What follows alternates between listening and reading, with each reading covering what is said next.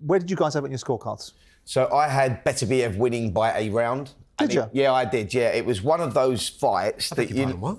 Yeah, I had him winning by a round, yeah. I'm going to explain myself. Go on then. Give me a moment. So we're getting hammered on the things now anyway.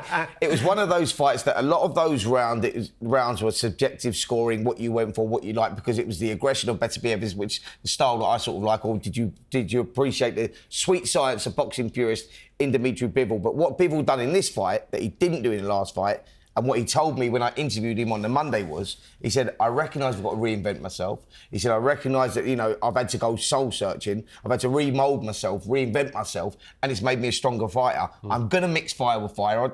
I did, he went in the first fight saying that he went in there with that mindset, he's a monster, he's got this punch power. But when I was in there, I recognised that actually it weren't as bad as what I thought.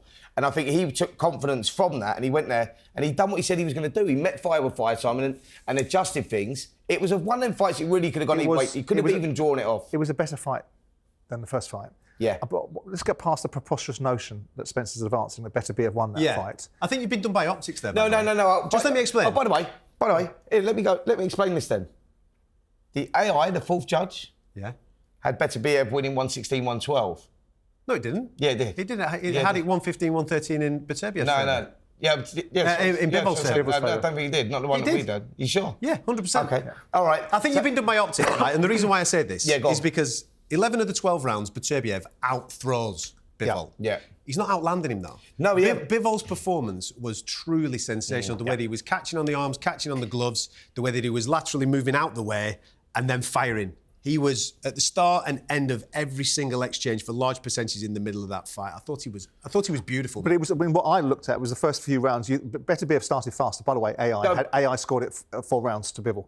Oh, was it really? I thought it was the other way. So I looked at the fight. I apologise for that. The fight started very differently this time round, with Beterbiev coming out quicker. There was a period of time, I think, between rounds 3 and 6, where Beterbiev looked like he was going to roll through Bivol, and then Bivol just changed gears and went through the gears, went up a level, and it was like when Beterbiev fought Yard was in the fight until Beterbiev went up a level and he couldn't go with him. Yeah. Bivol went up a level. Yeah, he did. And he almost made it look like Beterbiev, applying all the pressure, couldn't cope with that level. I think you've nailed it. It reminded me... What was your scorecard, by the way? 115... on the night, if you remember, I scored it 114 apiece. Oh, you had a draw? Because I was with Barry McGuigan yelling in my ear. I've gone back and rewatched it and I've got it 115, 113. What about you? 115, 113. What, for Bivol as well? Bivol, yeah. So it reminds me very much of the first Fury-Usyk fight. If you remember that, there was chops and turns in the first exchanges. I personally think Bivol comes out and takes the first couple, maybe 3. Beterbiev flips it. Yeah, 3. Absolutely. 4, 5, 6. He's absolutely fantastic. And he looked like he was going to walk for him. Absolutely fantastic. But there's a minute, so 40 seconds to a minute of the 6th round, right at the end of it, and Bivol just changes the pace on him a touch. The start of the 7th is a completely different story. Correct. And if you remember the Fury-Usyk fight, Fury got into the rhythm of the fight and started to take it away from Usyk, whereas then Usyk, he broke his nose at the end of the 8th. 9th, he has him rocking and rolling. OK, we don't have the visual in this particular fight of a knockdown, but Bivol from 7 onwards was absolutely fantastic. And I think that's what makes, when you get fights of this magnitude, when you're talking about these elite fighters and we're getting to the, the light heavyweight division and where these two stand and who's there to challenge them. But you look at these two and they have that ability to turn things around when things are not going against them. So one guy adjusts, he nicks a couple of rounds, then the other guy adjusts again. It's like their boxing IQ is off the scale. But there was a real marked difference there, wasn't there, in the 2 stages of the fight? If you look at that, Adam says, the first 6 rounds, I would suggest that Bivol had the edge in the first 3 rounds, and then it looked like an absolute polar shift. Landslide. Beterbiev looked like he was just whacking him around the ring and loading up, and it looked like Bivol was in deep distress. And then all of a sudden, Bivol goes through the gears, and it looks like Beterbiev doesn't really know how to contend with it. He's still applying pressure. He's still trying to put the big shots in. But Bivol just looked like a completely different animal on a different level to Beterbiev. I think it surprised Beterbiev because, as you say, when he sort of turned the screw and turned things around, and there was a moment there where you're looking at Bivol going, he's showing a lot of character here. Like, can he pull himself through this? And he showed the mark of a great fighter, a great champion, because he turned it around, and it was so impressive the way that he did, because he then got into Beterbiev's head, and Beterbiev now is going, I'm in a position where I've not been before. I have to do. There was brilliance from both sides. It was one of those fights for me that, like I say, on the night, I think I had it 115, 114 Beterbiev. You had it draw, whatever else. It was one of them fights that could have gone either way. I'm not taking away from Bivol and winning that contest because I've got no arguments for that. Awesome. But both fighters were better in this fight, I felt. But Bivol was markedly better. Agree. And when Bivol put the pedal to the metal, for want of a better expression, it was almost like Beterbiev couldn't go with him. Yeah. He was still operating at a very high level, and a high level which would probably diminish most other fighters in that weight class. But it's like there was all of a sudden there was clear daylight between what Bivol was capable of executing and what Beterbiev was. You might be able to shed a bit more light on what I'm about to say now. I think there's a moment in this fight where Bivol breaks Beterbiev's heart a little bit because of how good he was in those sections. Yeah. He's whacking away, he's giving it him, and he's thinking, this kid's not going anywhere. Then he stands and trades with him. Yeah. Then he's out the back door again.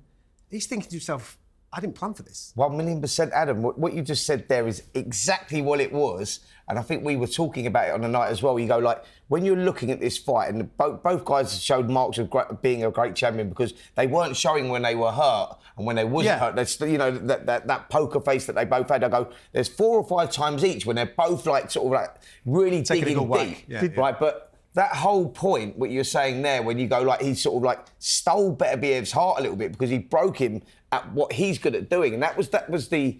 Did you think? I mean, I thought Bivol looked hurt though between 4 and 6. There was he was getting battered around the ring. Desperately hurt. Yeah, and Beterbiev could see it and was loading up and bullying him around the ring and literally punching him around the ring. And you're thinking the stoppage may come Imminent. of somewhere. Yeah. He switched it around, flipped it as quick as that. Where you go now, Beterbiev's the guy that's going. Hold a minute, like he started questioning himself. Yeah. It was like it had everything for me. That do we see? I mean, I was talking to Duke McKenzie on a different show about Beterbiev and the level that he's at and where he's going. And Duke was saying, well, you know, Father Time and the fights he's been in. I said, well, with due respect, he's blasted everybody out.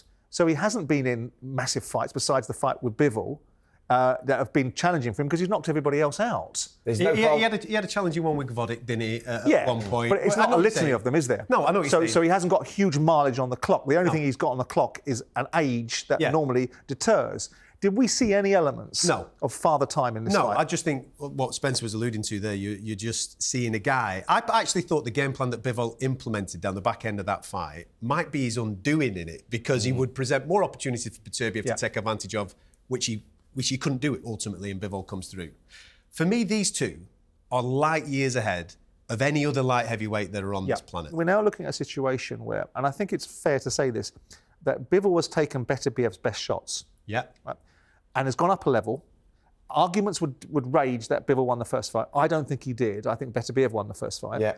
In this fight, I don't think, despite your observations, I don't think there's any debate that Bivol won this particular fight. So what is Beterbiev going to do? Because everybody felt, I think me and you included, that this Beterbiev version, given the fact he hadn't had knee surgery, he was coming in fitter, was going to be able to be even better than the first fight and would get to Bivol. What is he going to have to do if they do get the third fight, which I think they will because it's 1-1, and Beterbiev walking out of the ring the way he did?